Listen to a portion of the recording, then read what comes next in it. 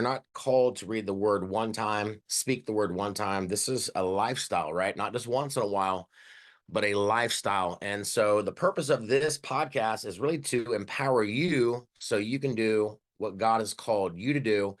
We're not codependent, right? We can be interdependent on one another, working with one another, but God does not want us being codependent on a ministry, on a person, on a pastor, on a thing, on a food, on an item. He wants us to be completely dependent, right, on him, and recognizing that he is truly our source for everything. And so having said that, I want to just bring a few things to your attention this morning.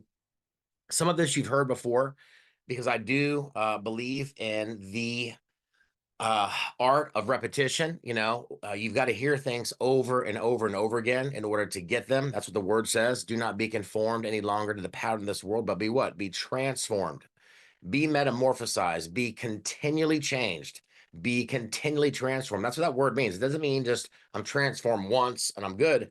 It means, man, live a lifestyle every day. I'm going to do the best I can to grow. Every day, I may not be flawless, but I'm going to be faithful and continue to put one foot in front of the other. Why?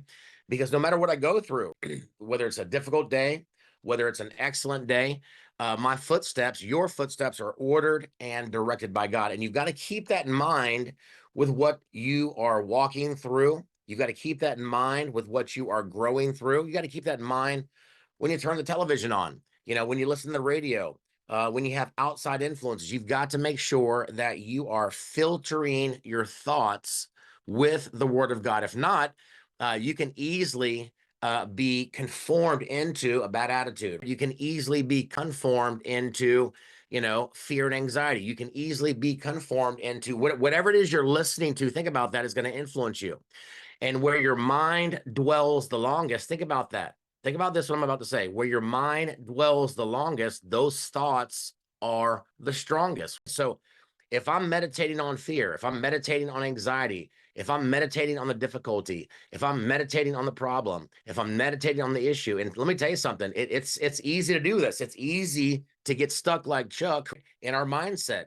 And the way we shift out of that spinning instead of winning is that what do? We input the word. We download faith. So if you start feeling fearful, uh, don't abuse yourself, don't use yourself, don't accuse yourself and say, "Oh my gosh, I'm not a believer. I'm fearful." We all feel fear.